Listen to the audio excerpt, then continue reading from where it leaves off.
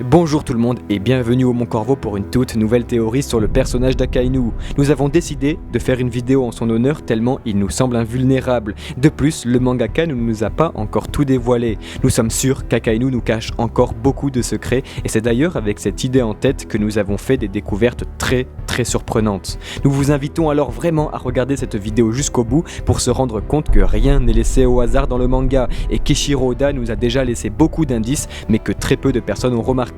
Et juste avant de commencer, nous aimerions vraiment vous remercier pour vos retours sur nos dernières vidéos. Vous êtes de plus en plus nombreux. Nous arrivons bientôt aux 50 000 abonnés. C'est juste incroyable. Vous êtes toujours de plus en plus nombreux et la montée se fait extrêmement rapidement. C'est totalement fou car notre projet pour le 22 juillet n'en sera alors que meilleur. Bref, merci à tous de rejoindre le Mon Corvo, mais passons aux choses sérieuses. Nous allons parler maintenant et découvrir ensemble dans cette théorie la véritable identité d'Akainu ainsi que sa puissance qui n'a pas d'égal et son rôle dans le prochain arc de One Piece.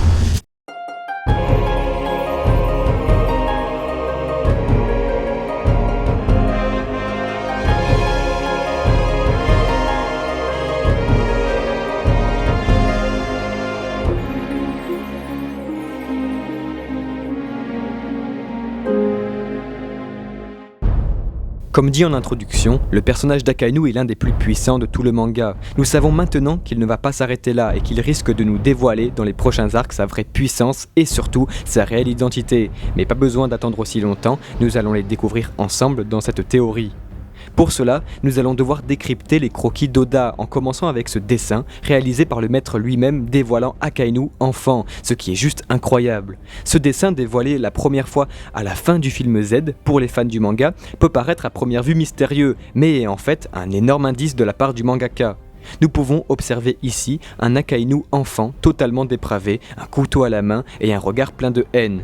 Nous avons donc ici affaire à une véritable petite brute, et c'est ce qui est très étonnant, car nous avons aujourd'hui Akainu très puissant et chef de la marine, et donc censé représenter la justice. Plus tard, Eiichiro Oda nous donne un nouvel indice, et c'est là que tout s'enchaîne très vite. Sur la page de couverture de chapitre 592, nous pouvons observer les amiraux Kizaru et Akainu habillés en habits traditionnels japonais en train d'entretenir un bonsaï. Je ne vais rien vous apprendre en vous disant que le bonsaï est un art traditionnel japonais. Ensuite, cette page de couverture montre Akainu, torse nu, montrant parfaitement son tatouage à son bras gauche, et son tatouage n'a absolument rien d'un hasard. En récapitulant, nous savons donc que petit, Akainu était un enfant dépravé, sans morale et prêt à se battre, et même à tuer. De plus, nous le savons donc mis en corrélation par le mangaka avec le Japon, de différentes manières, que ce soit par ses habits, ses occupations et donc l'entretien d'un bonsaï, et son tatouage, et oui, son tatouage. Il faut savoir que les tatouages au Japon ne sont pas vus de la même manière qu'en Occident, représentant même une certaine classe sociale. Qui se tatoue au Japon n'est alors pas très fréquentable. Ainsi, c'est durant l'ère d'Edo que la première mafia japonaise est créée. Il s'agit bien sûr des Yakuza, ces derniers se tatouant le corps pour affirmer leur rang et leur fidélité à la pègre. Vous avez bien compris, Akainu est forcément en lien avec la pègre dans One Piece, ou du moins l'était. Le tatouage de l'amiral en chef rappelle énormément celui des Yakuza, notamment les motifs de spirale et de fleurs. Un dernier indice totalement incroyable est que tout bon Yakuza voulant intégrer la mafia doit passer par une cérémonie d'intronisation consistant à échanger une coupe de saké avec son futur boss à qui il jure fidélité. Pratique beaucoup représentée dans le manga, notamment avec l'échange des trois frères au Mon Corvo et celui de la flotte avec Luffy. Mais le plus incroyable est que cette cérémonie s'appelle la Sakazuki, et oui, Sakazuki étant le réel nom d'Akainu. Bref, comme on vous l'a dit précédemment, rien n'est laissé au hasard. Nous pouvons même aller encore plus loin et faire un rapprochement direct avec Wano Kuni. Le prochain grand arc de One Piece se passera en territoire du Honko Kaido, qui a fait de cette île une dictature avec politique isolationniste, faisant bien sûr un parallèle direct avec le Japon féodal et donc l'ère d'Edo. Et oui, période où a été créée la mafia japonaise. Nous savons Eiichiro Oda très cultivé et donc nous savons très bien que si en plus l'inspiration principale de Wano Kuni est le Japon, le mangaka va tout faire pour travailler énormément sur cet arc et apporter alors tous les détails les plus fous. C'est d'ailleurs souvent le cas pour tous les mangaka. Il suffit que le Japon soit représenté de manière métaphorique ou non dans une œuvre pour que les lecteurs remarquent un amour tout autre de la part des maîtres dans leur écriture ou leur dessin. Et si nous parlons d'Eiichiro Oda, nous sommes sûrs de le ressentir.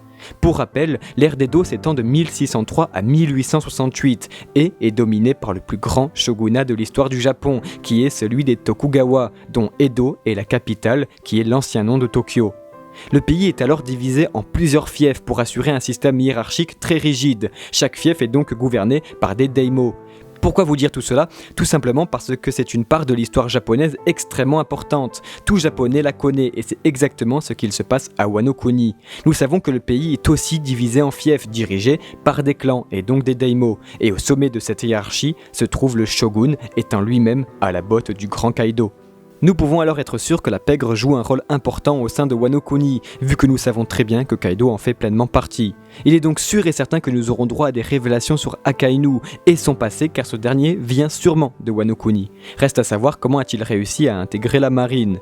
Nous pensons, au Mont Corvo, que son histoire est similaire à celle de Rocinante et Sengoku, un enfant né dans la rue, prêt à tuer pour rendre justice, qui a donc intégré la mafia et devenu Yakuza, ce qui a attiré le regard d'un haut gradé de la marine, qu'il a donc pris sous son aile et formé pour devenir le monstre qu'il est aujourd'hui. Un homme opposé à Sengoku qui a préféré entraîner durement Akainu pour sa force et sa détermination et bien sûr sa vision de la justice. L'arc de Wano Kuni permettrait alors d'en apprendre plus sur ce personnage et sur le rôle qu'il a dû jouer dans la marine.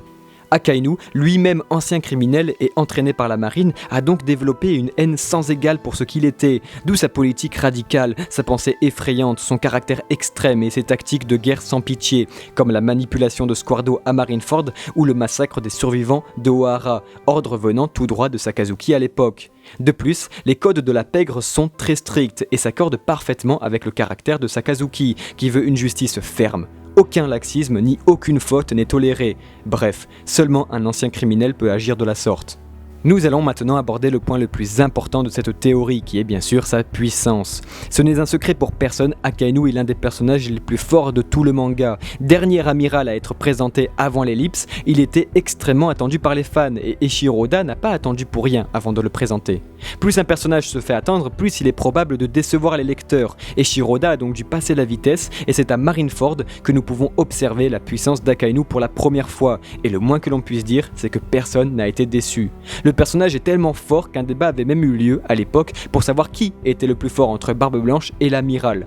Même s'il est sûr que Barbe Blanche est indéniablement au-dessus, nous ne pouvons pas s'empêcher de repenser à toute cette humiliation portée à Barbe Blanche par Akainu. En effet, il est le seul à attaquer directement et à plusieurs reprises Barbe Blanche en voulant sa mort. Sans compter Squardo, Akainu est directement responsable de la mort de Barbe Blanche, en lui trouant la poitrine et le ventre et en lui arrachant la moitié du visage, chose qu'aucun homme n'avait réussi à faire avant lui. Akainu est donc un monstre de puissance, cela n'en fait aucun doute. Et nous avons d'autres exemples comme celui de la bataille de Punkazard contre Aokiji. Même si Akainu est l'ennemi naturel d'Aokiji, ce dernier en est ressorti indemne en arrachant en plus une jambe à son adversaire. Nous pouvons donc être sûrs que même un amiral de la marine n'a pas réussi à égaler son logia ou son haki. Et c'est ce qui va d'ailleurs nous intéresser.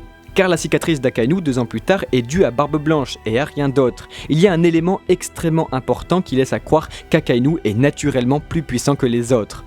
À la fin de Marineford, durant la fuite de la flotte de Barbe Blanche, Marco et Vista, qui font partie des hommes les plus forts sur place, n'arrivent même pas à atteindre Akainu en utilisant leur haki. Et c'est là qu'il va falloir se concentrer, car pour être sûr de ne pas théoriser sur n'importe quoi, il faut tout prendre en compte, et ici, la notion de sphère supérieure en combat est très importante. Durant l'attaque de Vista et Marco, Akainu lance la phrase suivante « Maudit utilisateur de haki ». Nous sommes donc sûrs que Marco et Vista utilisent leur haki de l'armement à ce moment-là pour attaquer le logia d'Akainu, et pourtant cela n'est d'une aucune utilité car seulement la lave est coupée et non pas le corps. Nous pouvons donc affirmer qu'il y a bien une hiérarchie dans le haki et le logia.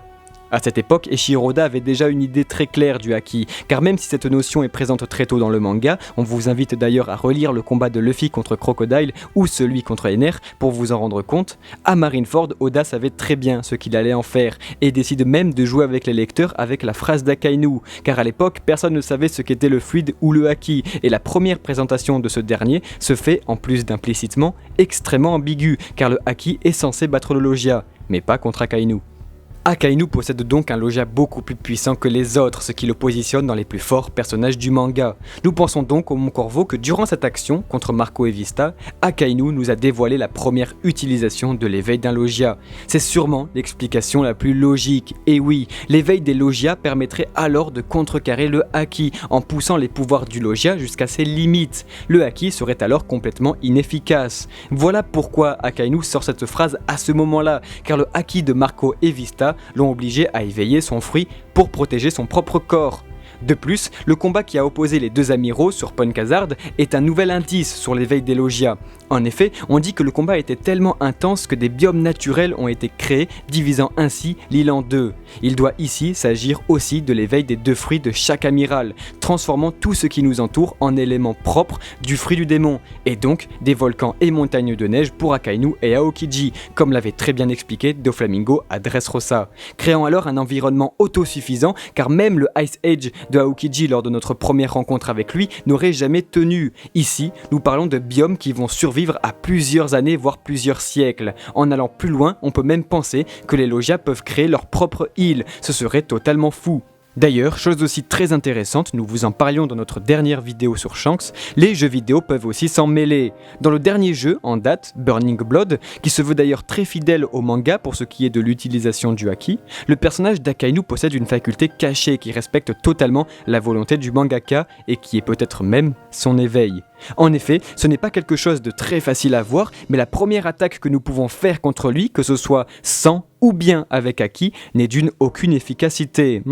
Ceci peut paraître assez anodin, mais en fait est en parfaite corrélation avec l'écriture d'Eiichiro Oda.